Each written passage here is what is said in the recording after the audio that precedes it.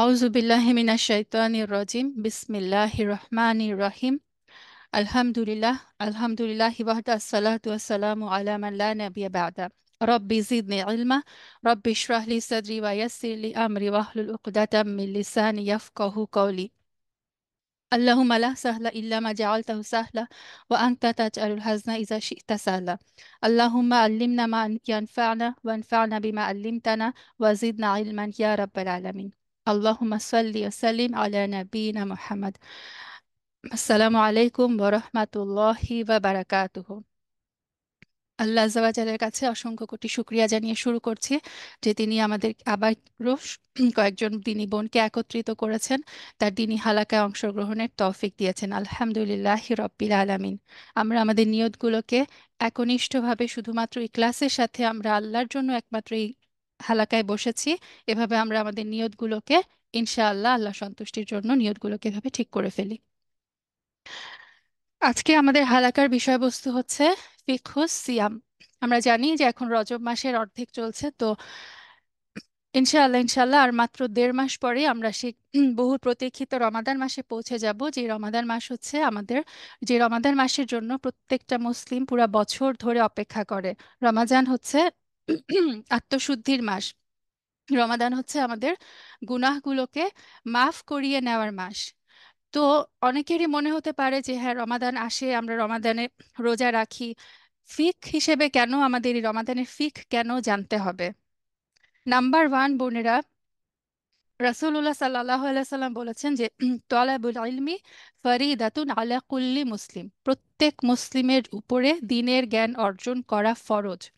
আমরা জানি যে আমাদের এই রমাদানের সিয়ামটা হচ্ছে ইসলামের যে 5টা রুকন আছে তার মধ্যে অন্যতম একটা রুকন।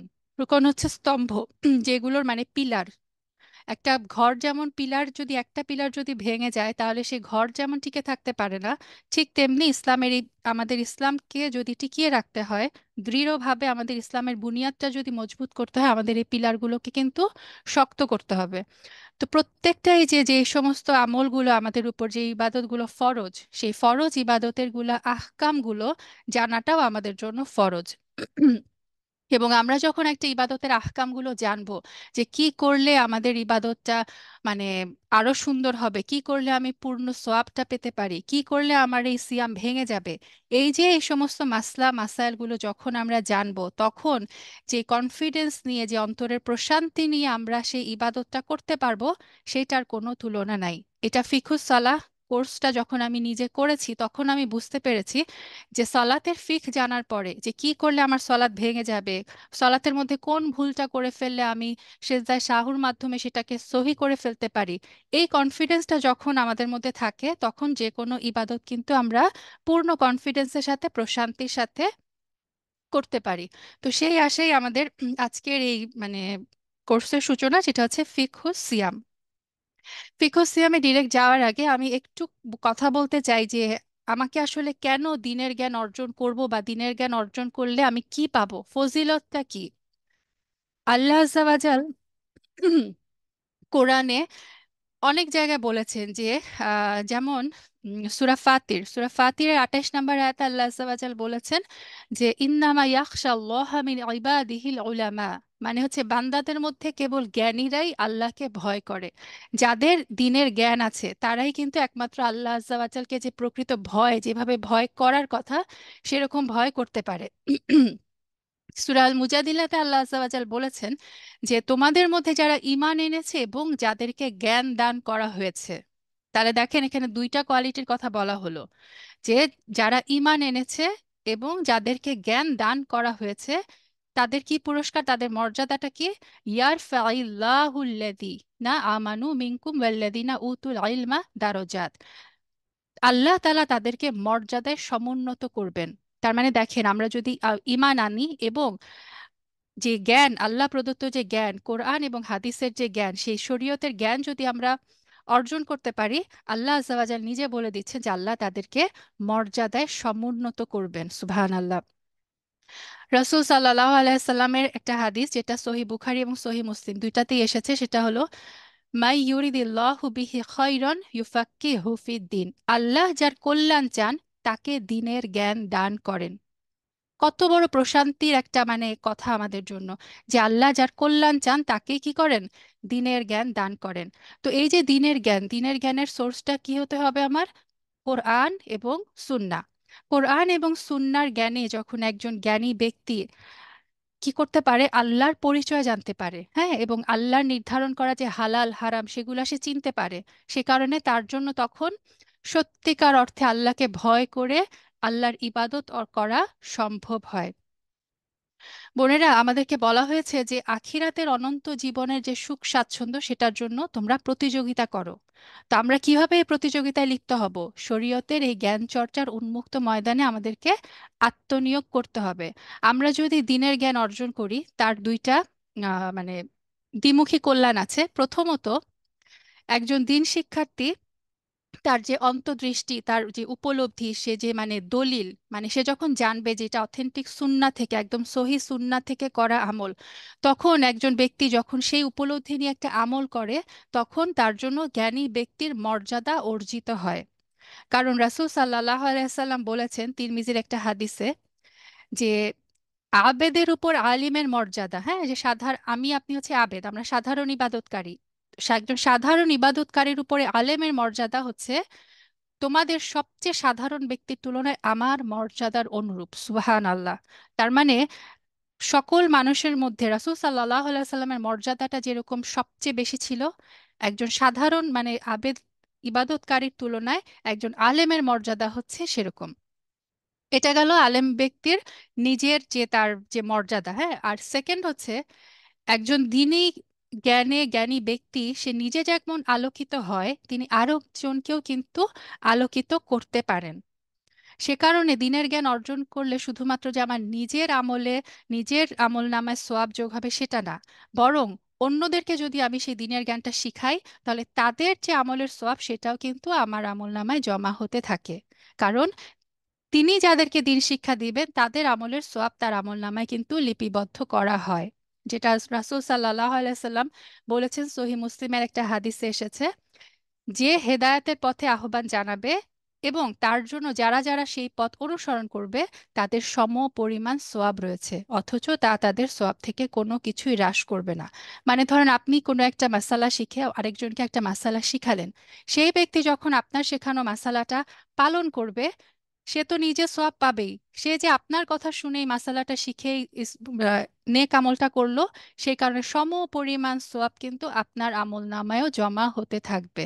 সুবহানাল্লাহ। রাসূল সাল্লাল্লাহু আলাইহি সাল্লাম আরেকটা হাদিসে বলেছেন যে কেউ ভালো কাজের পথ প্রদর্শন করলে তার জন্য এর সম্পাদনকারীর অনুরূপ সোয়াব আছে। আরেকটা হাদিস তো আমরা সবাই জানি, যে এটাও মুসলিমের হাদিস, যে রাসূল সাল্লাল্লাহু আলাইহি সাল্লাম বলেছেন মানুষ মৃত্যুবরণ করলে তার আমল থেমে যায়। যেই মুহূর্তে আমি মারা যাব আমার আমলনামা কিন্তু বন্ধ হয়ে যাবে। শুধুমাত্র তিনটি বিষয় থেকে উপকৃত হওয়া যায়। মানে তিনটা বিষয় হচ্ছে একজন মানুষ মৃত্যুর পরেও তার আমলনামা এই আমলগুলো যোগ হতে পারে। নাম্বার ওয়ান হচ্ছে সাদকায়ে জারিয়া, এমন কোনো সাদাকা যেটা হচ্ছে কন্টিনিউয়াস চ্যারিটি যেটা। সেকেন্ড হচ্ছে উপকৃত হওয়া যায় এমন জ্ঞান, মানে আপনি এমন কাউকে কোনো একটা ইলম শিখিয়ে গেলেন, দিনের কোনো ইলম শিখিয়ে গেলেন যেটা দিয়ে ওই ব্যক্তি উপকৃত হলো। ধরেন আপনি কাউকে একটা সূরা ফাতিহা শিখালেন, আপনার সন্তানকে সূরা ফাতিহা শিখালেন, সে যতবার ওই সূরা ফাতিহা পড়বে, আপনার আমল নামায় ওই সূরা ফাতিহার আমল কিন্তু যোগ হতে থাকবে। আর থার্ড হচ্ছে নেক সন্তান যে তার জন্য দোয়া করে। তার মানে আমরা বুঝলাম যে আমি মৃত্যুর পরে আমার আমল যার আমল নামা জারি থাকবে, এটা করতে হলে একটা সহজ উপায় হচ্ছে আমি যে দিনের জ্ঞান নিজে শিখব এবং আরেকজনকে সেই আমল মানে সেই জ্ঞান শিখিয়ে যাব।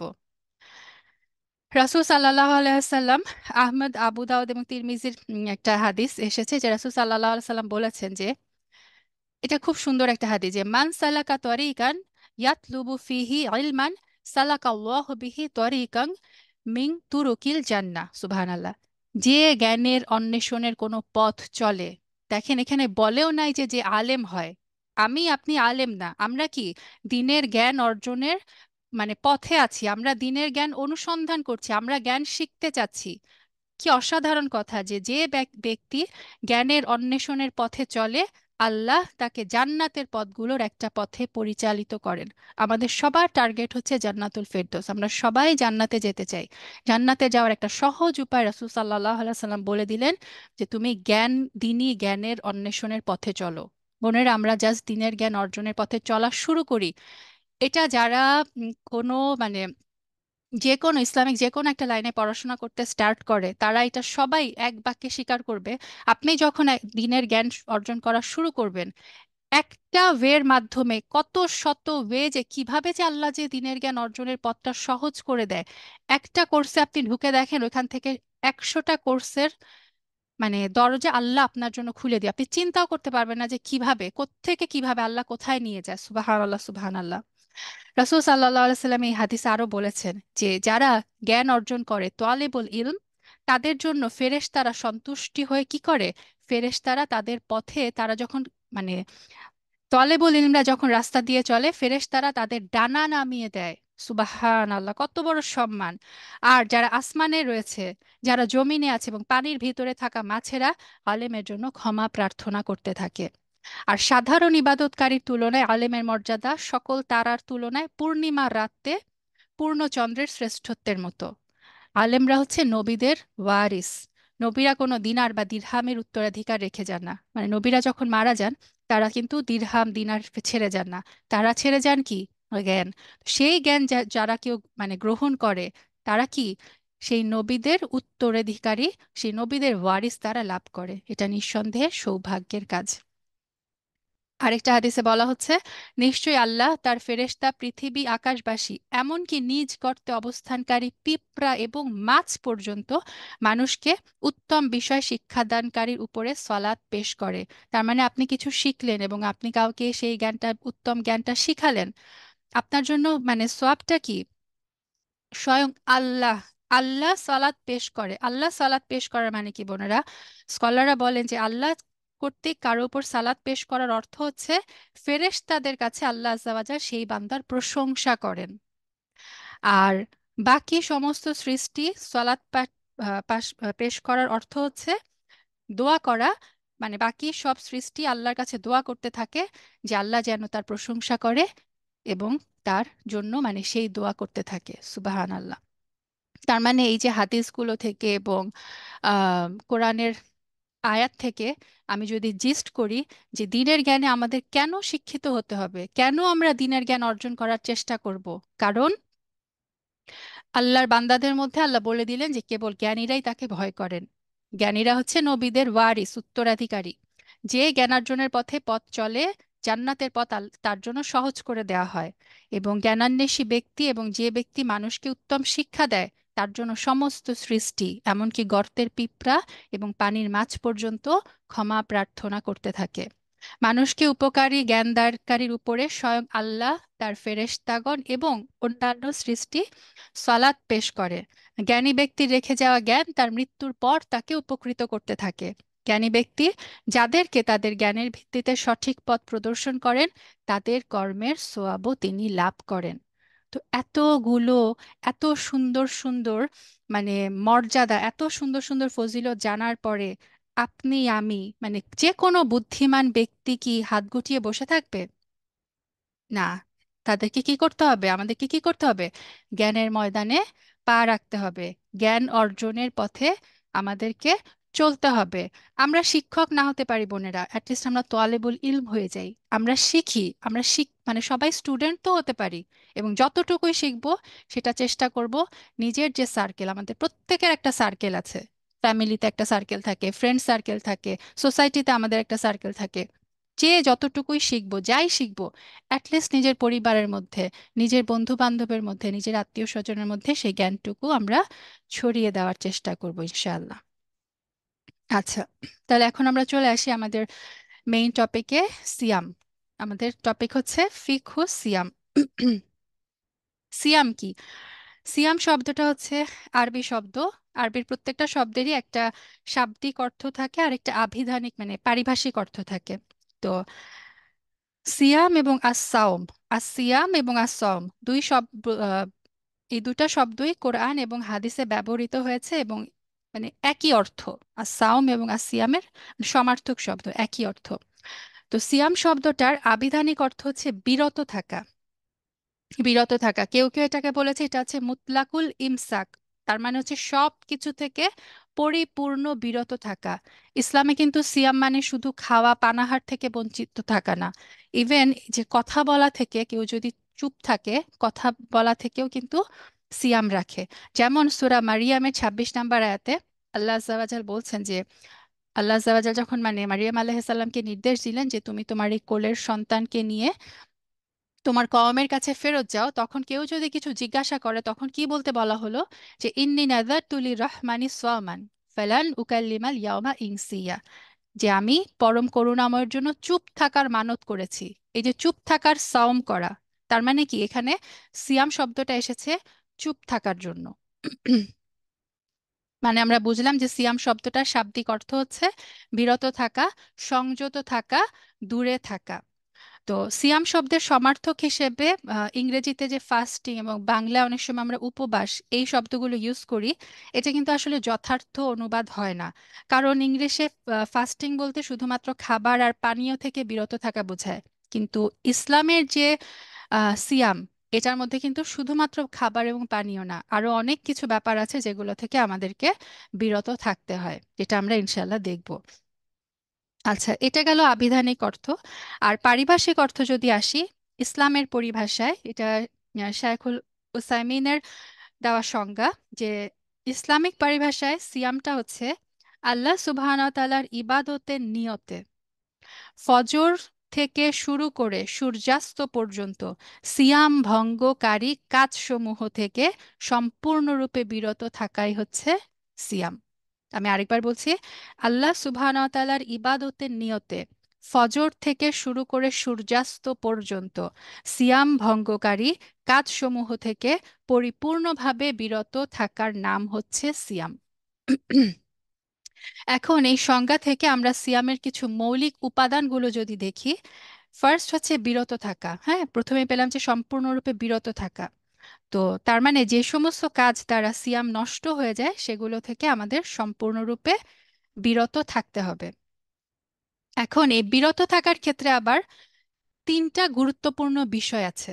নাম্বার ওয়ান হচ্ছে স্বেচ্ছায় বিরত থাকা। তার মানে আমরা দেখব যে, যেমন ফর এক্সাম্পল পানাহার নিষেধ, হ্যাঁ, কিন্তু কাউকে যদি জোরপূর্বক এই সিয়াম বিনষ্টকারী কোনো কাজ করতে বাধ্য করা হয়, তারপরেও তিনি বিরত থেকেছেন বলেই গণ্য হবে। মানে জোরপূর্বক যদি এই কাজগুলো তাকে দিয়ে করানো হয়, তাহলে কিন্তু তার সিয়াম হয়ে যাবে। আরেকটা হচ্ছে জানা থাকা, সিয়াম বিনষ্টকারী যে কাজগুলো আছে সেগুলো সম্পর্কে তাকে জানা থাকতে হবে।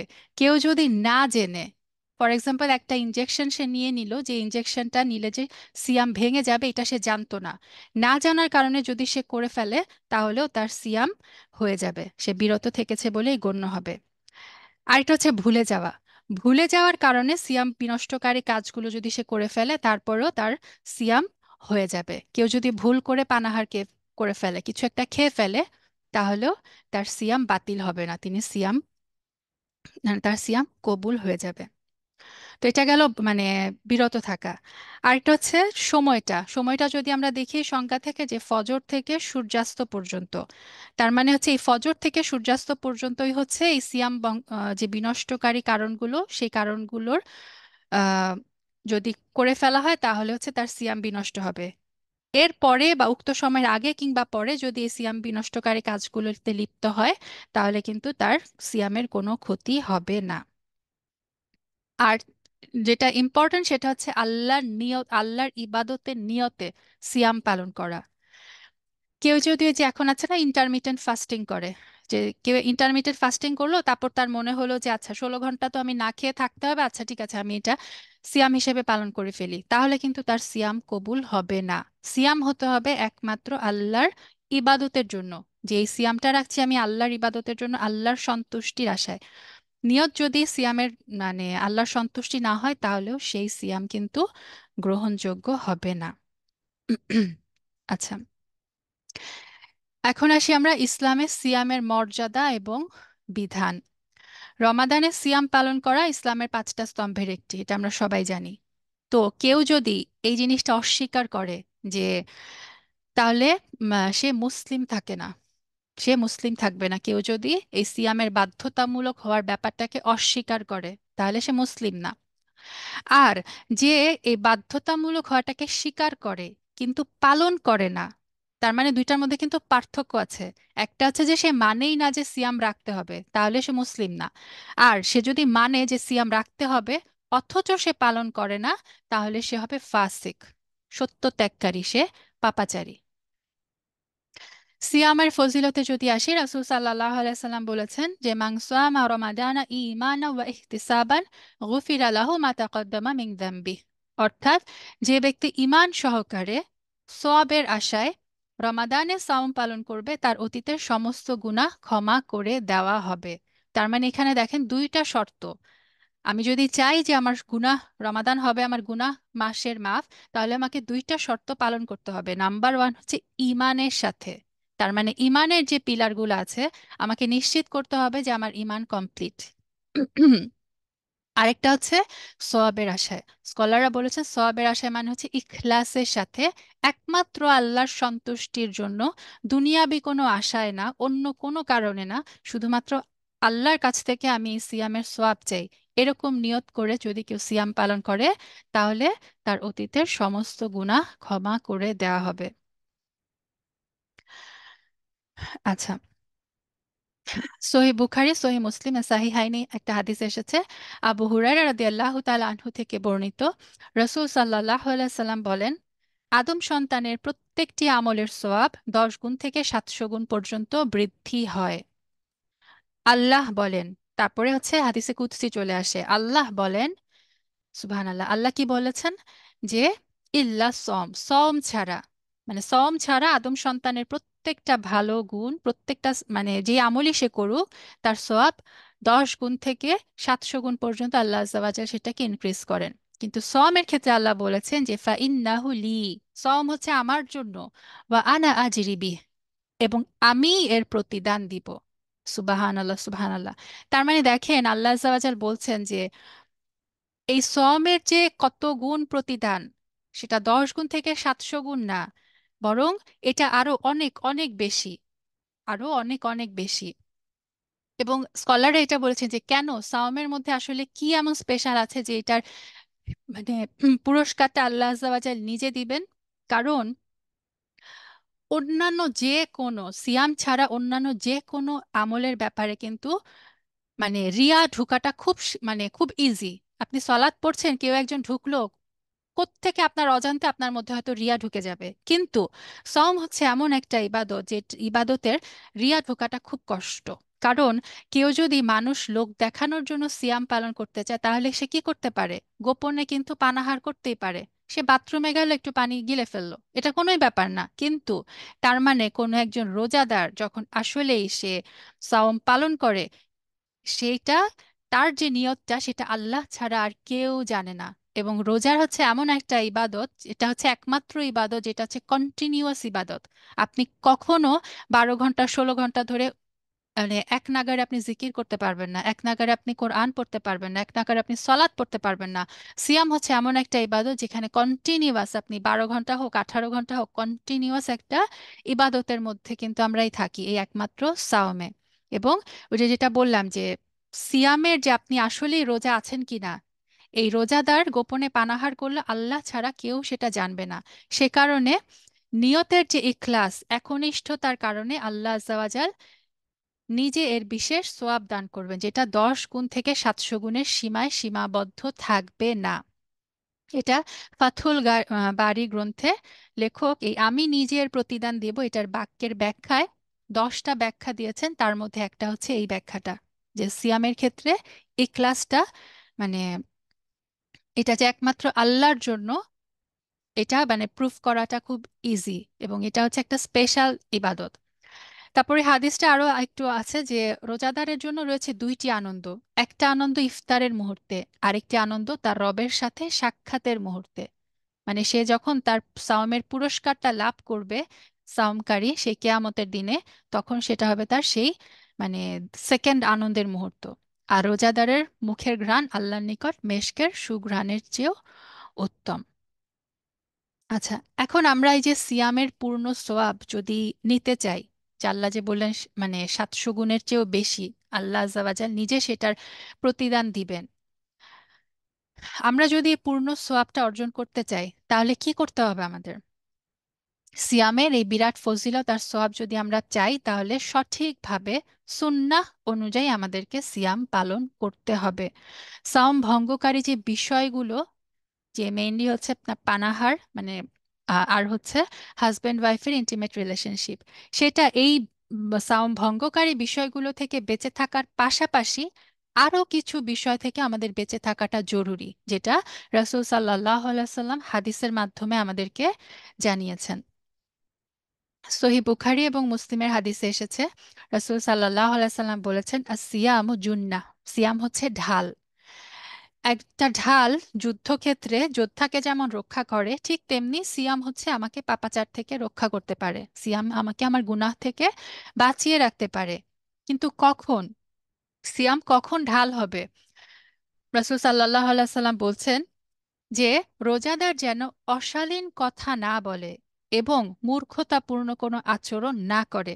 কেউ যদি তার সাথে লড়তে আসে মানে ঝগড়া করতে আসে অথবা তাকে গালি দেয়, সে যেন বলে, 2বার বলে, ইন্নী সাইম, আমি রোজাদার, আমি রোজাদার। মানে রোজাদার রোজা অবস্থায় তার সাথে কেউ ঝগড়া করতে আসলেও সে কি বলবে? সে উল্টা ঝগড়া করবে না, সে বলবে আমি রোজাদার, আমি রোজাদার। আরেক হাদিসে রাসূল সাল্লাল্লাহু আলাইহি সাল্লাম বলেছেন, যে ব্যক্তি, এখানে বলা হচ্ছে যে কওলা যুর, বাতিল কথা এবং কাজ এবং মূর্খতাপূর্ণ আচরণ পরিত্যাগ করলো না, তার পানাহার ত্যাগে আল্লাহর কোনো প্রয়োজন নাই।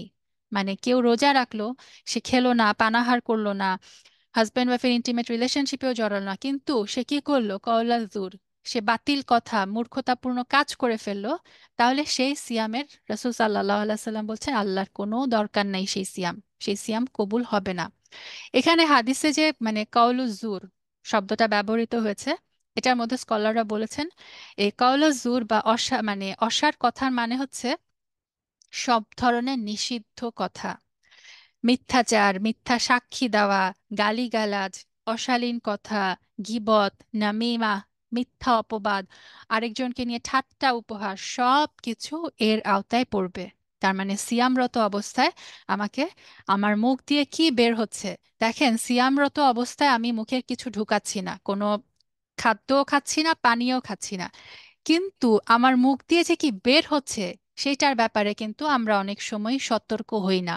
মুখে কিছু ঢুকে গেলে আমরা মানে একেবারে মানে থুতু ফেলে তারপরে অনেক জানতে থাকি যে আল্লাহ, আমার সিয়াম ভেঙে গেল না তো, রোজা ভেঙে গেল না তো। অথচ সেই রোজারত অবস্থায় হয়তো বা আমরা কারো বিরুদ্ধে গীবত করলাম, কাউকে একটা গালি দিলাম, কারোর সাথে ঝগড়ায় লিপ্ত হলাম। এই জিনিসটার মাধ্যমেও যে আমাদের সিয়ামের যে মাহাত্ম্য ছিল, সিয়ামের যে মানে যেই সিয়ামের মাধ্যমে আমি যেই তাকওয়াটা অর্জন করার কথা ছিল সেটা যে চলে যাচ্ছে, সেটার ব্যাপারে কিন্তু আমরা অনেক সময় সতর্ক হই না। তাই সিয়ামরত অবস্থায় আমার মুখের মধ্যে কি ঢুকছে সেটার ব্যাপারে আমি যেমন কেয়ারফুল থাকবো, মুখ দিয়ে কি বের হচ্ছে সেটার ব্যাপারেও কিন্তু আমাকে কেয়ারফুল থাকতে হবে। স্কলাররা বলেন যে এই হাদিসটার মধ্যে আরো কিছু জিনিস, সকল ধরনের নিষিদ্ধ কাজ এটার মধ্যে, এই হাদিসের মধ্যে অন্তর্ভুক্ত। তার মানে সিয়ামরত অবস্থায় আমাদেরকে কি করতে হবে? ওই যে আমি বললাম যে সিয়ামের অর্থ হচ্ছে বিরত থাকা। তার মানে আমাকে, আমার শুধু মুখের যে বিরত থাকা, মুখে দিয়ে কিছু বের হলো খারাপ কিছু বা কিছু ঢুকলো, এটা যেমন বিরত থাকা, ব্যাপারে নজর দিতে হবে। আমার দৃষ্টি, আমার চোখ দিয়ে আমি খারাপ কিছু দেখলাম নাকি সেটার কিন্তু হেফাজত করতে হবে। না হলেও কিন্তু আমি সিয়ামের যে আসল যে মানে যে তাকওয়া অর্জন যে আমার লক্ষ্য, সেটা কিন্তু আমি অর্জন করতে পারবো না যদি না আমি দৃষ্টির হেফাজত না করি। অনেকেই দেখা যায় যে সিয়ামরত অবস্থায় তাদের মানে সময় কাটে না, এজন্য কি করে? টিভি, সিনেমা, নাটক, কত সিরিজ, কত কিছু দেখে সময় কাটায়। সুবহানাল্লাহ। বোনেরা, সিয়ামরত অবস্থায় আমাদের দৃষ্টির হেফাজত করতে হবে। তারপরে অনেকে আবার গান শুনে সময় কাটায়, হ্যাঁ, তো গুনায় লিপ্ত হয়ে যায়। কেউ আবার শপিং মলে ঘোরাঘুরি, স্পেশালি এই যে রমাদানের পরে যেহেতু ঈদ আসে, সো দেখা যায় যে ঈদ উল ফিতরের শপিং এর জন্য, সুবহানাল্লাহ সুবহানাল্লাহ, কালকে আমি একটা ইয়েতে শুনছিলাম যে আমরা যেমন এই যে প্রিপারেশন নিচ্ছি, তাই না, যে আমরা রমাদান আসছে, রমাদানে আমরা কি করব, রমাদান আমার এইটা করতে হবে, ওইটা করতে হবে, আমরা জানি যে শয়তানকে শিকল দিয়ে বন্ধ করে রাখা হবে। শয়তানও কিন্তু প্রিপারেশন নিচ্ছে যে চেইন দিয়ে বন্ধ হওয়ার আগে সে আমাদের জন্য সেক্টর রেডি করে যাচ্ছে, যে শয়তান উপস্থিত না থাকলেও সে যে মানে উপকরণগুলো ছেড়ে যাচ্ছে আমরা যেন সেগুলাতে কি করি, লিপ্ত হয়ে যাই। সেই রকমই একটা মিডিয়াম হচ্ছে মার্কেট। কারণ শয়তানের জায়গা, থাকার জায়গা হচ্ছে মার্কেট। হ্যাঁ, শয়তান হচ্ছে মানে মানুষের ঘরের মধ্যে হচ্ছে সে বাথরুমে থাকে, এবং বাইরে হচ্ছে সে মার্কেটে থাকে, বাজারে। বাজার হচ্ছে নিকৃষ্টতম জায়গা। সো আমরা কি করি দেখেন, প্রত্যেকটা মানুষ মানে আমরা ওই রোজার সময় শপিং, স্পেশালি লাস্ট 10 দিনে একদম নিউ নিউ কালেকশন আসবে, কত কিছু মানে বিজ্ঞাপন, কত কিছু সেল, হেন তেন। এটা হচ্ছে শয়তানের একটা ফাঁদ। আমরা যেন এই ফাঁদে না পড়ি। ঈদ আসবে, শপিং করবেন, ভালো কথা। রোজার আগে এই সমস্ত শপিং সেন্টারের কাজগুলো বোনেরা শেষ করে ফেলেন।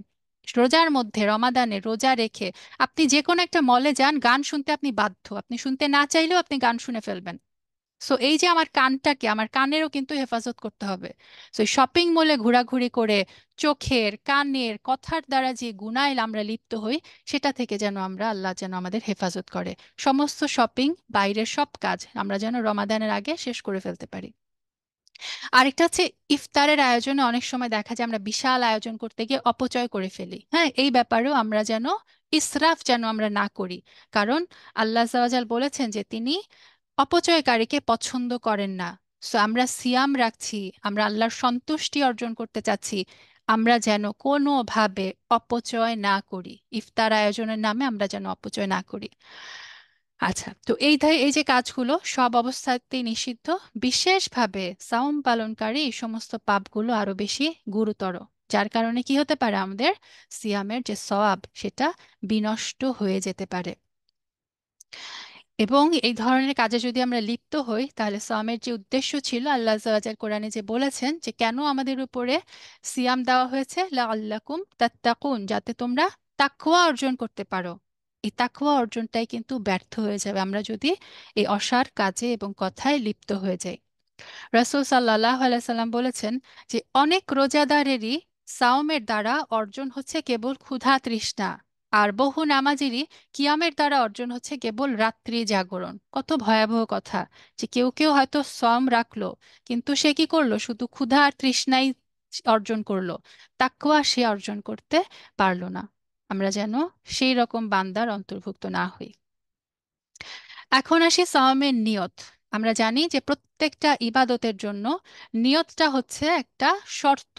হ্যাঁ, কিন্তু আর ইবাদতের সওয়াবও কিন্তু নিয়তের উপর নির্ভরশীল। ইন্নামাল আমালু বিন নিয়াত, আমি যেভাবে নিয়ত করব সেই নিয়ত অনুযায়ী কিন্তু আমি সওয়াব পাবো। তবে নিয়তের অর্থ হচ্ছে অন্তরের সংকল্প। মুখে কিন্তু নিয়ত উচ্চারণ করা শরীয়ত সম্মত না। কারণ রাসূল সাল্লাল্লাহু আলাইহি সাল্লাম কখনো কোনো ইবাদতের ব্যাপারে মুখে নিয়ত পাঠ করে শেখাননি। তাছাড়া আমরা জানি যে অন্তরে যখন আমি একটা কোনো কাজের সংকল্প করি, আল্লাহ আজ্জা ওয়া জাল কিন্তু আমার অন্তর সম্পর্কে অবগত। তাই এই যে বাংলাদেশে যেটা প্রচলিত ছিল যে বিভিন্ন সালাতে, সাওমে বিভিন্ন নিয়ত, নাওয়াইতু নুসাল্লি বলে কি সুন্নতের জন্য এক নিয়ত, ফরজের জন্য আমরা আরেক নিয়ত মুখস্থ করতাম, বেতের জন্য আমরা আরেক নিয়ত মুখস্থ করলাম। এগুলার কারণে এগুলো করে কি হয়েছে বোনেরা, অনেকের কাছে ইবাদতের পালনকে কষ্টকর বানিয়ে ফেলেছি আমরা শুধু শুধু। অথচ নিয়তটা হচ্ছে ইবাদতের মানে সংকল্পের ব্যাপার। আমি যখন সংকল্প করলাম যে আমি আগামীকাল থেকে রমাদানের সিয়াম পালন করব, এটাই হয়ে গেল আমার নিয়ত। মুখে কোনো নাওয়াইতুয়ান বলে কোনো নিয়ত উচ্চারণ করতে হবে না। আচ্ছা, এখন আসি আমরা যে ওয়াজিব সাওমের নিয়ত কি। ওয়াজিব আর ফরজ একই অর্থ। ওয়াজিব বা বাধ্যতামূলক সাওমের নিয়তটা, নিয়ম হচ্ছে অবশ্যই এই নিয়তটা আপনাকে ফজরের ওয়াক্ত শুরু হওয়ার পূর্বে করতে হবে। এই বিধানটা রমাদানের সিয়াম এবং রমাদানের অন্যান্য বাধ্যতামূলক সিয়াম, যেমন কেউ রমাদানের কাজা সিয়াম যখন রাখতে চায়, তখনও তাকে অবশ্যই নিয়তটা ফজরের আগে করতে হবে। এর দলিল কি? এর দলিল হচ্ছে যে রাসূল সাল্লাল্লাহু আলাইহি সাল্লাম বলেছেন যে ফজরের পূর্বে রাত্রে সিয়ামের সংকল্প করেনি, তার সিয়াম নেই। এই হাদিসটারই আরেকটি ভাষ্য হচ্ছে তার সিয়াম নেই যে রাত থেকে এর সংকল্প করেনি। ইবনু ওমর রাদিয়াল্লাহু তাআলা আনহুমাও এর ধরনের বক্তব্য দিয়েছেন। তার মানে আমরা বুঝলাম যে ধরেন ফজরের পূর্বে কেউ নিয়ত করলো না, হ্যাঁ, এবং দিনের একটা অংশ চলে গেল নিয়তবিহীন অবস্থায়। তারপরে যদি সে নিয়ত করে যে না, আমি হচ্ছে আজকে কোনো ফরজ যেই উম, সিয়ামগুলা রমাদানের, ধরেন রমাদানের ফার্স্ট ডেতে কেউ ফজরের আগে নিয়ত করতে ভুলে গেল, সে রোজা আছে কিন্তু হঠাৎ করে তার জোহরের সময় মনে পড়লো, ও আচ্ছা আমি তো নিয়তই করি নাই, তখন কিন্তু তার সেই দিনের সিয়াম আদায় হবে না। নিয়তটা করে ফেলতে হবে ফজরের আগে। তবে সিয়ামটা যদি নফল হয়, নফল কোনো সিয়ামের উপরে এটা হচ্ছে ব্যতিক্রম বিধান। নফল সাওমের নিয়ত যে কোনো সময় করা যাবে, শর্ত হচ্ছে ফজর থেকে শুরু করে নিয়ত করা টাইম পর্যন্ত সাওম ভঙ্গকারী কোনো কিছু যেন সংগঠিত না হয়। রাসূল সাল্লাল্লাহু আলাইহি সাল্লামের একটা হাদিসে এসেছে যে উম্মুল মুমিনিন আয়েশা রাদিয়াল্লাহু তাআলা আনহু বর্ণনা করেন, একদিন রাসূল সাল্লাল্লাহু আলাইহি সাল্লাম আমার নিকট এসে জিজ্ঞাসা করলেন যে তোমাদের কাছে কি খাবার কিছু আছে? আমরা বললাম না। তখন রাসূল সাল্লাল্লাহু আলাইহি সাল্লাম বললেন, তাহলে আমি রোজা থাকলাম। আর এরপরে আরেকদিন তিনি এসে একই কথা জিজ্ঞেস করলেন যে তোমাদের কাছে খাবার কি কিছু আছে? তিনি তখন বললেন যে আমাদেরকে হাইস উপহার দেওয়া হয়েছে, মানে একটা খাদ্য আছে। তখন রাসূল সাল্লাল্লাহু আলাইহি সাল্লাম বললেন, আচ্ছা সেটা নিয়ে এসো, আমি সকাল থেকে রোজা আছি। এরপর তিনি সেটা খেলেন। তো এই হাদিস থেকে মানে স্কলারগণ মাসালা কি বের করেছেন দেখেন, যে এই হাদিস থেকে প্রমাণিত হলো যে নফল সাওম ভঙ্গ করা বৈধ। কারণ সেকেন্ড কেসে রাসূল সাল্লাল্লাহু আলাইহি সাল্লাম সকাল থেকে কিছু খাননি, যখন তিনি জানতে পারলেন যে ঘরে কোনো খাওয়া আছে তখন তিনি বললেন যে আমি সকাল থেকে রোজা আছি, নিয়ে আসো, আমি সেটা এখন খাবো। তার মানে নফল সাওম ভঙ্গ করা যায়, তবে স্কলাররা বলেন পূর্ণ করাটা হচ্ছে মুস্তাহাব। আর নফল সাওমের ক্ষেত্রে ফজরের পরবর্তী সময়ে নিয়ত করলে পূর্ণ দিবস সাওমের সোয়াব পাওয়া যাবে না, বরং নিয়তের পর থেকে সূর্যাস্ত পর্যন্ত সাওমের সোয়াব পাওয়া যাবে। ঠিক আছে, মানে ধরেন আপনি 10টার সময় ঘুমের থেকে উঠলেন, ঘুমের থেকে উঠে দেখলেন যে ওয়েদারটা খুব সুন্দর, আপনি চিন্তা করলেন আচ্ছা 10টা তো বেজে গেছে, দিন ছোট, আমি এখন সিয়াম রেখে ফেলি। সিয়াম হয়ে যাবে, তবে ওই যে আপনার সিয়ামের সওয়াবটা পাবেন হচ্ছে 10টা থেকে বাকি দিনটার পূর্ণ দিবস সাওমের সওয়াব হবে না, তবে সিয়ামটা হয়ে যাবে। এটা হচ্ছে নফল সোয়ামের ক্ষেত্রে। কিন্তু ফরজ সোয়ামের ক্ষেত্রে বা রমাদানের কাজা সিয়ামের ক্ষেত্রে কিন্তু এটা হবে না। অবশ্যই আপনাকে ফজরের আগেই নিয়ত করতে হবে। এ কারণে বলা হয় যে কোনো সাওমের ফজিলত যদি কোনো নির্দিষ্ট দিবসের সাথে সংশ্লিষ্ট হয় তবে এর ফজিলত অর্জন করতে হলে ফজরের পূর্বে নিয়ত করতে হবে। যেমন ফর এক্সাম্পল আরাফার দিন, কেউ আগের দিন নিয়ত করেনি যে সে আরাফার রোজা রাখবে, কিন্তু সে ঘুম থেকে উঠে মনে হলো আচ্ছা আমি আজকে রোজাটা রেখে ফেলি। তখন স্কলাররা বলেন যে ফজরের আগে যদি সে নিয়ত না করে তাহলে নফল সাওমের নিয়ত সে পেয়ে যাবে, মানে যে অংশটুকু সে সিয়াম রাখলো, কিন্তু আরাফার দিনের সাওমের যে সওয়াব ছিল সেটা সে পাবে না। তারপর ধরেন কেউ এই যে সোমবার দিন সে এমনি রোজা রাখে, সে এমনি রোজা রাখলো, সে ভুলে গেছে যে সে আরাফার দিন। পরবর্তীতে সে জোহরের টাইমে যে কোনো সময় যে জানতে পারলো যে আজকে আরাফার দিন, তখন যদি সে নিয়ত করে যে আচ্ছা আমি এই সিয়ামের সাথে আরাফার দিনের মানে আরাফার নিয়ত করে ফেলি, তখন কিন্তু আরাফার দিবসের ওই সওয়াবটা সে পাবে না। কোনো একটা বিশেষ দিনের আরাফার দিবসের সিয়ামের ফজিলত যদি সে পেতে চায়, ওই নিয়তটা তাকে অবশ্যই ফজরের আগে করতে হবে। আচ্ছা, আরেকটা মাসালা হচ্ছে যে গোটা রমাদানের জন্য মানে পুরা রমাদানের জন্য একবার নিয়ত করা কি যথেষ্ট? বেশিরভাগ স্কলাররাই বলেন হ্যাঁ। কেউ যদি পুরা রমাদানের জন্য, এটা মানে পুরুষদের জন্য করাটা ইজি বিকজ পুরুষদের নর্মালি মাঝখানে ব্রেক যায় না, কিন্তু মেয়েদের ক্ষেত্রে কি হবে, ধরেন আপনি প্রথমে নিয়ত করে ফেলা যায় যে আমি রমাদানে যতগুলো সিয়াম আমি একটানা মানে করব, সেই একটানা রমাদানের প্রথম রমাদান শুরু হওয়ার আগে ফজরের পূর্বে নিয়ত করে ফেলা যায়। তারপরে ধরেন আপনার পিরিয়ডের কারণে বা সফরের কারণে যে কারণে যখন সাওম মানে ভেঙে যাবে, এরপরে যখন আপনি আবার সাওম রাখা শুরু করবেন তখন আবার নিয়তটা আরেকবার করে নিতে হবে।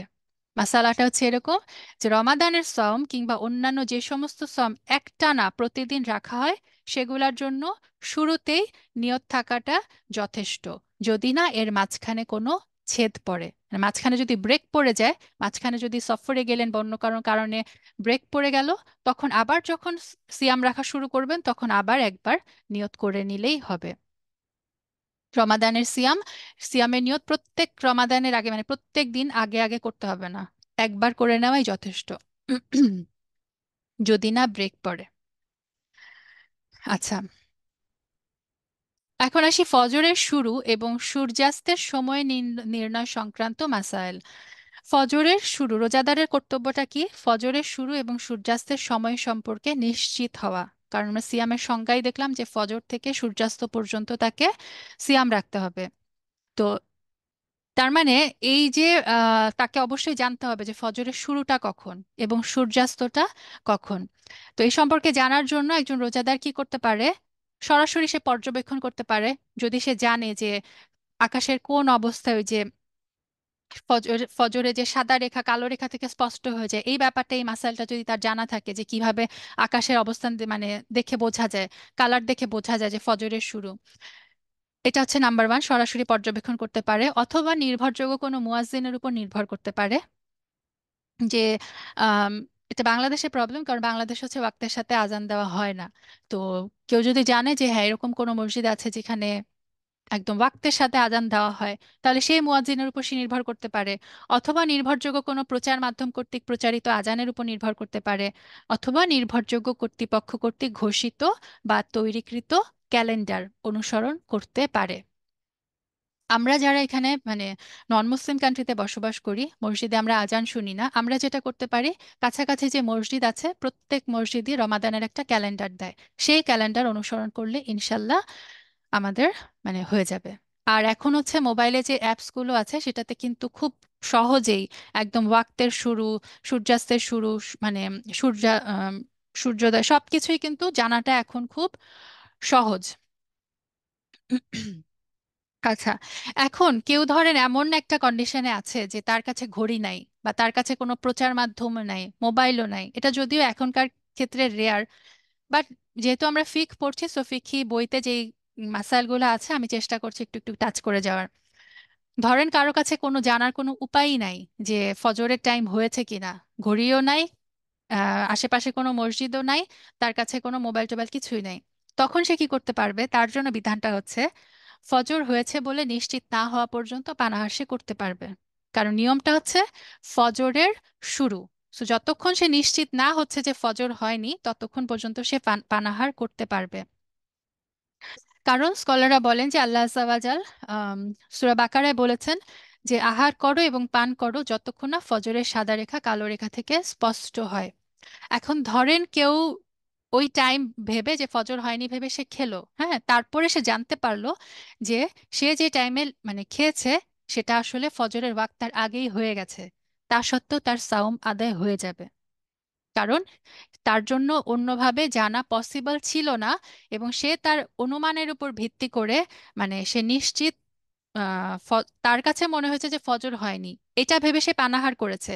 সে কারণে স্কলাররা বলেন তার সাওম আদায় হয়ে যাবে। কেবলমাত্র কেউ ফজর হয়েছে বলে নিশ্চিত জানার পরেও যদি পানাহার করে তার সাওম হবে না। এটা গেল সূর্যোদয়ের ক্ষেত্রে, হ্যাঁ, সরি ফজর থেকে, ফজরের ক্ষেত্রে। সেই মাসালাটা সূর্যাস্তের ক্ষেত্রেও, যে সূর্যাস্তের ক্ষেত্রেও কারো যদি এরকম টাইম দেখার কোনো স্কোপ না থাকে, সূর্যাস্তের এক্সাক্ট টাইম যদি জানার কোনো সম্ভাবনা না থাকে, তাহলে তার কাছে যখন মনে হবে যে খুব সম্ভবত সূর্যাস্ত হয়েছে, তখন সে, তার জন্য ইফতার করাটা বৈধ। আসমা বিনতে আবু বকর রাদিয়াল্লাহু তাআলা আনহুমা থেকে বর্ণিত, এটা বুখারীতে এসেছে হাদিসটা। তিনি বলেন, রাসূল সাল্লাল্লাহু আলাইহি সাল্লামের যুগে এক মেঘলা দিনে আমরা ইফতার করলাম, তারপর সূর্য উঠল। মানে মেঘলা থাকার কারণে তারা ভেবেছে যে সূর্যাস্ত হয়ে গেছে, সে কারণে তারা ইফতার করলো। তারপরে দেখলো যে না, মেঘ সরে গিয়ে সূর্য উঠলো। তখন কিন্তু রাসূল সাল্লাল্লাহু আলাইহি সাল্লাম তাদেরকে বলেন নাই যে তোমরা আবার সিয়ামটা পালন করো। তার মানে এটা থেকে স্কলাররা বলেন যে কেউ যদি এরকম হয় যে মানে সে ভুল করে তার কাছে মনে হচ্ছে সূর্যাস্ত হয়েছে, এটা ভেবে সে ইফতার করে ফেলে, তারপরে পুনরায় যদি সূর্য দেখা দেয় তৎক্ষণাৎ পানাহার বন্ধ করে দিতে হবে।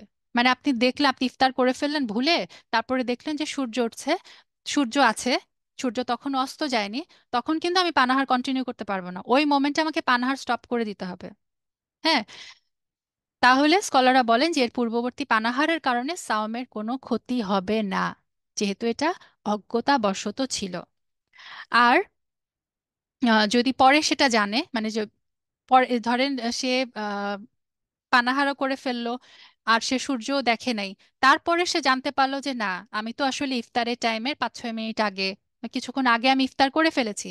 তখনও স্কলাররা বলেন তার সাওম আদায় হয়ে যাবে, যেহেতু তার কাছে আর মানে এটা হচ্ছে বেস্ট মিন্স দিয়ে আমাকে চেষ্টা করতে হবে জানার।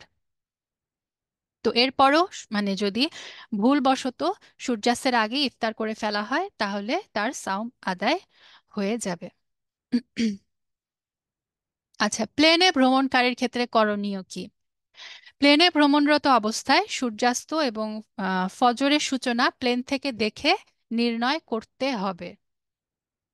কারণ শরীয়তে কি বলা হয়েছে, সাওমের শুরু হচ্ছে ফজরের শুরু, আর সাওমের সমাপ্তি হচ্ছে সূর্যাস্তের সাথে একে সম্পৃক্ত করা হয়েছে। হ্যাঁ, এবং সেটা হবে প্রত্যেক ব্যক্তির অবস্থান অনুযায়ী। সো প্লেন থেকে দেখতে হবে যে সূর্যাস্ত কি হচ্ছে নাকি আর ফজরের সূচনা হচ্ছে নাকি। এবং আমরা যারা ইউরোপ থেকে ট্রাভেল করি, আলহামদুলিল্লাহ আমাদের বেশিরভাগই আমরা ট্রাভেল করি হচ্ছে মিডল ইস্টের এয়ারলাইন্স গুলো দিয়ে।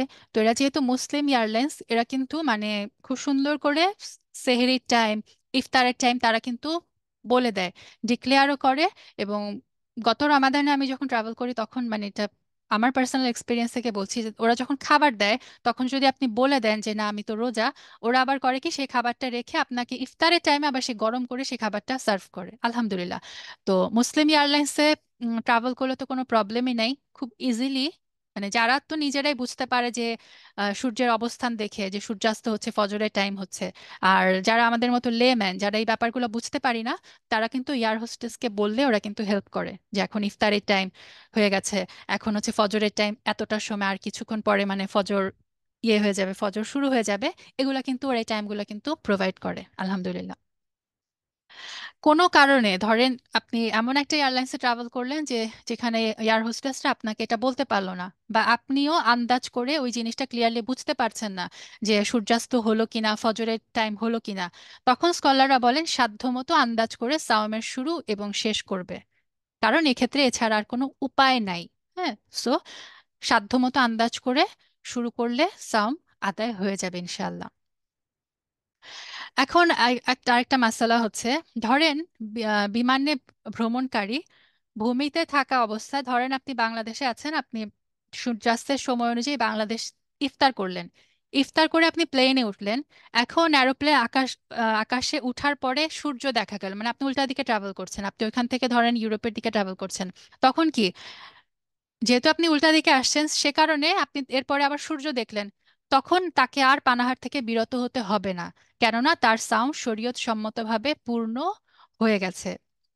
ঠিক তেমনি আরেকটা মাসালা হচ্ছে, নিজ দেশে ইফতার করার পরে ওই দিন থাকতে যদি কেউ অন্য দেশে পৌঁছায়, সেই দেশে তখনও দিন বিরাজ করছে, তখনও তাকে পানাহার থেকে বিরত থাকার প্রয়োজন নাই এবং সাওম পূর্ণ হয়েছে বলেই ধরা হবে। কিন্তু দেখেন, যদি সূর্যাস্তের পূর্বে প্লেন আকাশে উড়ে, এখন বাংলাদেশ থেকে আপনি প্লেন ধরেন ইউরোপে আসছেন, সূর্যাস্তের পূর্বে প্লেনে উঠলেন, তাহলে কি আপনি যখন ইউরোপের দিকে আসবেন দিনের দৈর্ঘ্য কিন্তু বৃদ্ধি পাবে, তাই না? কারণ বাংলাদেশ হচ্ছে এখন আমাদের চেয়ে 5 ঘন্টা এগিয়ে। তো এই যে পূর্ণ, এই যে আপনি যখন উল্টা দিকে আসবেন তখন হচ্ছে দিবসের দিনের দৈর্ঘ্য কিন্তু বৃদ্ধি পাবে। তখন কিন্তু সূর্যাস্ত না হওয়া পর্যন্ত সাওম পালন করে যেতে হবে। আবার উল্টাভাবে আপনি এখান থেকে যখন বাংলাদেশের দিকে ট্রাভেল করবেন, তখন কি ওখানে যেহেতু অলরেডি 5 ঘন্টা এগিয়ে, তখন কিন্তু আপনার সাওমের দৈর্ঘ্য কমে যাবে, দিবসের দৈর্ঘ্য কমে যাবে। সো সাওম কিন্তু তখন আপনার ওই সাওমের লেংথও কমে যাবে। মানে ব্যাপারটা হচ্ছে, আপনি যখন আকাশে আছেন, প্লেনে বিমানে ভ্রমণরত অবস্থায়, তখন আকাশের অবস্থান অনুযায়ী আপনার অবস্থান অনুযায়ী আপনাকে ইফতার করতে হবে, আপনার অবস্থান অনুযায়ী আপনাকে রোজা শুরু করতে হবে। তো এই সব যে মাসআলা, এগুলার সপক্ষে দলিলটা হচ্ছে নিচের হাদিস, যে রসূল সাল্লাল্লাহু আলাইহি সাল্লাম বলেছেন, যখন পূর্ব দিক থেকে রাত্রির আগমন হয় এবং পশ্চিম দিক থেকে দিবস প্রস্থান করে আর সূর্য অস্ত যায়, তখন সাওম পালনকারীর ইফতারের সময় হয়। আচ্ছা, ইফতারের সুন্নাহ। ইফতার তাড়াতাড়ি করাটা হচ্ছে মুস্তাহাব। কারণ রাসূল সাল্লাল্লাহু আলাইহি সাল্লাম বলেছেন, মানুষ ততদিন কল্যাণের মধ্যে থাকবে যতদিন তারা শীঘ্র ইফতার করবে। তার মানে যখনই ওয়াক্ত হয়ে গেছে আমরা দেরি করব না, ইফতার করে ফেলবো, এটা হচ্ছে মুস্তাহাব। আবু দাউদে বর্ণিত একটা হাদিসে এসেছে, রাসূল সাল্লাল্লাহু আলাইহি সাল্লাম বলেছেন, দিন ততদিন বিজয়ী থাকবে যতদিন মানুষ শীঘ্র ইফতার করবে, কেননা ইহুদি আর নাসারারা ইফতারে বিলম্ব করে। So, আমরা যেহেতু ওদের অনুসরণ করি না, উম্মাতে মোহাম্মদের বৈশিষ্ট্য হচ্ছে তারা তাড়াতাড়ি ইফতার করে। তার মানে তাড়াতাড়ি শীঘ্র ইফতার করাটা হচ্ছে রাসূল সাল্লাল্লাহু আলাইহি সাল্লামের সুন্নাহ। আর সুন্নাহর অনুসরণের মধ্যেই আমরা জানি কি সকল কল্যাণ নিহিত। আর দিনের বিজয় নিহিত আছে কি অবিশ্বাসীদের বিরোধিতা এবং তাদের থেকে ভিন্নতা অবলম্বনের মধ্যে। ইফতারের আরেকটা সুন্নাহ হচ্ছে খেজুর দিয়ে ইফতার করা, এটাও মুস্তাহাব। আনাস রাদিয়াল্লাহু তাআলা আনহু বর্ণনা করেন, আল্লাহ রাসূল সাল্লাল্লাহু আলাইহি সাল্লাম মাগরিবের সালাতের পূর্বে সতেজ খেজুর, মানে যে রুতাব যেটাকে বলা হয় ফ্রেশ খেজুর, রাসূল সাল্লাল্লাহু আলাইহি সাল্লাম ফ্রেশ খেজুর দিয়ে ইফতার করতেন।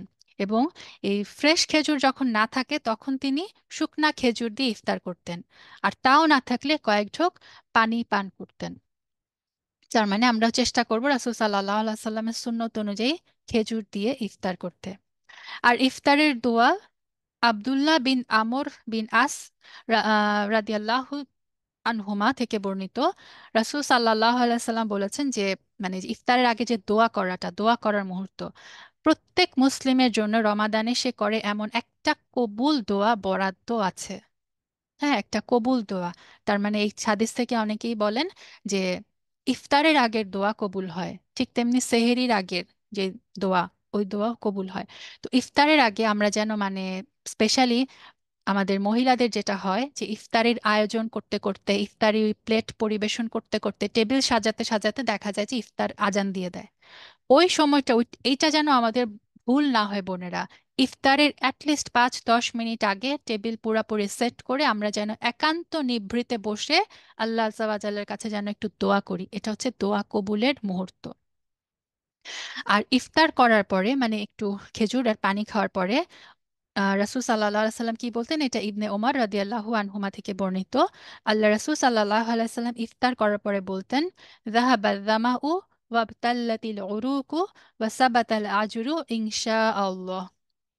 দোয়াটার মানে হচ্ছে তৃষ্ণা বিদরিত হয়েছে, শিরা উপশিরা আর্দ্র হয়েছে, এবং আল্লাহ চাইলে সওয়াব অর্জিত এবং স্থায়ী হয়েছে। তো বাংলাদেশে আগে আমরা একটা দোয়া পড়তাম যে আল্লাহুম্মা লাকা সুমতু ওয়া লাকা রিজকিকা ওয়া আফতারতু, যে হে আল্লাহ আমি আপনার জন্য রোজা রেখেছি আর আপনার দেওয়া রিজিক দিয়ে ইফতার করলাম। এই হাদিসটা আবু দাউদ এবং অন্যান্যরা বর্ণনা করেছে, তবে এটা দুর্বল হাদিস। হ্যাঁ, তো এর আগে যে দোয়াটা বললাম এটা হচ্ছে আবু দাউদ, নাসাই এবং অন্যান্য হাদিসে বর্ণিত আছে, এবং আলবানী এই হাদিসটাকে হাসান বলেছে। আর সেহরির সুন্নাহ যদি বলি, সেহরির মধ্যে বরকত রয়েছে। রাসূল সাল্লাল্লাহু আলাইহি সাল্লাম বলেছেন, তোমরা সেহরি করো, কেননা নিশ্চয়ই সেহরিতে বরকত রয়েছে। তো সেহরির বরকতের মধ্যে কি কি আছে, যে আল্লাহর নির্দেশ পালনের কারণে সওয়াব অর্জন করা হয়, আল্লাহর ইবাদতে শক্তি অর্জন করা যায়, এবং সাওমের একঘেয়েমি দূর হয়। এবং সেহরির কারণে যদি আমরা উঠি, তাহলে দেখেন যে সেহরির আমরা জানি যে ওই টাইমটা কিয়ামুল লাইলের একদম মানে রাত্রের যে লাস্ট 1/3, সেই টাইমটাকে আল্লাহ আজ্জাওয়াজাল নিচের আসমানে নেমে আসেন এবং তিনি চাইতে থাকেন যে আমার বান্দা তোমার কার কি লাগবে আমার কাছে চাও, আমি সেটা দিব। তো ওই টাইমটা হচ্ছে বোনেরা দোয়া করার টাইম, ইস্তিগফার করার টাইম, সলাতের টাইম, কোরআন তেলাওয়াতের টাইম। তো আমরা যদি সেহরির উসিলায়ও উঠি, 10-15 মিনিট আগেও যদি একটু কষ্ট করে উঠি, তাহলেও কি হবে, আমরা অ্যাটলিস্ট 2 রাকাত সলাত আদায় করে যদি আল্লাহ আজ্জাওয়াজালের কাছে ওই দোয়া কবুলের মুহূর্তে এই টাইমটুকুতে দোয়া করা থেকে আমরা যেন মাহরুম না হই। অনেকেই বলে যে না আমার রাতে ঘুমাতে দেরি হয়, সো আমি আর সেহরির জন্য উঠবো না। অ্যাটলিস্ট একটু পানি খাওয়ার জন্য হলেও সেহরির নিয়ত করে সেহরির জন্য উঠবেন, যে আমি পানিটুকু খেলাম সেহরির জন্য। কারণ কি, ওই যে বরকত, ওই পানিটুকুর খাওয়ার মাধ্যমে রাসূল সাল্লাল্লাহু আলাইহি সাল্লামের কথা আমরা জানি, তিনি সত্য কথা বলেছেন, তিনি বলেছেন সেহরির মধ্যে বরকত আছে। তো ওই পানিটুকু খাওয়ার কারণেই হয়তো আল্লাহ আপনার সারাদিনের এই ইবাদতের জন্য শক্তি দিয়ে দিবেন, রহমা দিয়ে দিবেন। এবং ওই উসিলে আমরা ওই যে একটু বসে একটু সালাত আদায় করতে পারবো, একটু দোয়া করতে পারবো। এবং সেহরির জন্য ঘুম থেকেও যদি উঠি, তাহলে আমরা কি করতে পারি, ফজরের সালাদটা কিন্তু আমরা আউয়াল ওয়াক্তে আদায় করতে পারি, এটাও সহজ হয়। আরেকটা ব্যাপার হচ্ছে রাসূল সাল্লাল্লাহু আলাইহি সাল্লাম আমাদেরকে সবসময় শিখিয়েছেন যে আহলে কিতাব থেকে তোমরা অন্যভাবে ইবাদত করো। তো আহলে কিতাব এবং আমাদের মধ্যে পার্থক্যকারী মানে ওরাও কিন্তু সিয়াম রাখে, তারাও এক ধরনের সিয়াম রাখে। তো মুসলিমের একটা হাদিসে এসেছে রাসূল সাল্লাল্লাহু আলাইহি সাল্লাম বলেছেন যে আহলে কিতাব এবং আমাদের মানে উম্মাতে মুহাম্মাদির সিয়ামের মধ্যে পার্থক্য হচ্ছে সেহরি। আহলে কিতাবরা সেহরি করে না, তো আমরা কি করব, ওদের সাথে নিজেদের পার্থক্য করার জন্য হলেও সেহরি আমরা করব। আর কিছু না পারি অ্যাটলিস্ট একটা খেজুর, খেজুরও না পারি অ্যাটলিস্ট এক ঢোক পানি, তারপরেও আমরা সেহরি করব। সেহরি করব কেন? কারণ এটার মধ্যে বরকত আছে। আহ আহমদের একটা হাদিসে এসেছে রাসূল সাল্লাল্লাহু আলাইহি সাল্লাম বলেন, সেহরি খাওয়া বরকত, অতএব তোমরা একে ত্যাগ করো না। তোমাদের কেউ যেন অন্তত এক ঢোক পানি করে হলেও সেহরি করে। কেন না, দেখেন কেন, নিশ্চয়ই আল্লাহ এবং তার ফেরেশতাগণ সেহরিকারীর উপরে সালাত পেশ করেন। সুবাহান আল্লাহ। আমরা কি চাই না আল্লাহ সাবাজাল আমাদের উপর সালাত পেশ করুক, ফেরেশতাগণ আমাদের উপর সালাত পেশ করুক বোনেরা? সো সেহরি আমরা মিস করব না। আরেকটা হচ্ছে সেহরি, আমরা দেখলাম যে ইফতার শীঘ্র করাটা হচ্ছে মুস্তাহাব, আর সেহরিকে বিলম্বিত করা হচ্ছে মুস্তাহাব। মানে অনেকে আবার ভাবে যে আচ্ছা সেহরি তো করতে হবে, তাহলে আমি রাত 12টার সময় শোয়ার সময় আমি সেহরির নিয়তে এক ঢোক পানি খেয়ে শুয়ে পড়লাম। কিন্তু রাসূল সাল্লাল্লাহু আলাইহি সাল্লামের সুন্নাহ হচ্ছে সেহরিকে বিলম্বিত করা, সেহরিকে পেছানো। হাদিসে এসেছে রাসূল সাল্লাল্লাহু আলাইহি সাল্লাম সেহরি এবং ফজরের সালাতের মাঝে 50 থেকে 60 আয়াত পাঠের জন্য প্রয়োজনীয় যে সময়, সেই সময়ের ব্যবধান ছিল। তো 50 থেকে 60 আয়াত পাঠ করতে আমাদের কিরকম টাইম লাগে? খুব স্লো যদি পাঠ করি ধরেন 10 মিনিট, তো এই টাইমে উনি সেহরি শেষ করতেন। তার মানে কি, সেহরিটা যত সম্ভব বিলম্বিত করতে হবে, সেহরি করব আমরা দেরিতে, এবং ইফতার করব আমরা তাড়াতাড়ি। আর আরেকটা মাসালা হচ্ছে যে জামহুর মানে বেশিরভাগ ওলামাগণ বলেন সেহরির সময়টা শুরু হয় মধ্যরাত্রিতে। ইসলামিক মধ্যরাত্রি কিন্তু আমাদের যে 12টা ধরি সেটা না, ইসলামিক মধ্যরাত্রি হচ্ছে মাগরিব থেকে শুরু করে ফজরের টাইমটুকু হচ্ছে রাত। সে মাগরিব থেকে শুরু করে ফজরের টাইমটুকুকে যদি ধরেন, এইটার যে মিডল সেটা হচ্ছে ইসলামিক মধ্যরাত্রি। সেই মধ্যরাত্রি থেকে সেহরির টাইম শুরু। আচ্ছা, আজকে অলমোস্ট 1 ঘন্টা হয়ে গেছে, আজকে তাহলে আমরা এখানে শেষ করি ইনশাআল্লাহ বিইজনিল্লাহ। নেক্সট উইকে আমরা সাওম ওয়াজিব হওয়ার যে শর্ত সমূহ, তারপরে সাওমের রমাদান মাস সাব্যস্ত হওয়ার যে মাসালাগুলো, ওগুলা নিয়ে আসবো ইনশাআল্লাহ। আল্লাহ আজ্জা ওয়া জাল্লা আমাদের সবার কাছ থেকে কবুল করে নেক। যতটুকু বললাম ভালো যদি কিছু বলে থাকি সম্পূর্ণই আল্লাহর তরফ থেকে, ভুল কিছু বলে থাকলে সেটা আমার এবং শয়তানের পক্ষ থেকে, আল্লাহ যেন আমাকে ক্ষমা করে দেন। আল্লাহ তাআলা আমাদেরকে আমরা যেন সিয়ামের আহকামগুলা জানতে পারি, বুঝতে পারি এবং সেই অনুযায়ী আমল করার তৌফিক যেন আল্লাহ আজ্জা ওয়া জাল্লা আমাদেরকে দেন। সুবহানাক আল্লাহুম্মা ওয়া বিহামদিকা আশহাদু আল্লা ইলাহা ইল্লা আনতা আস্তাগফিরুকা ওয়া আতুবু ইলাইক। সুবহান রাব্বিকা রাব্বিল ইজ্জাতি আম্মা ইয়াসিফুন ওয়া সালামুন আলাল মুরসালিন ওয়ালহামদুলিল্লাহি রাব্বিল আলামিন। আসসালামু আলাইকুম ওয়া রাহমাতুল্লাহি ওয়া বারাকাতুহু।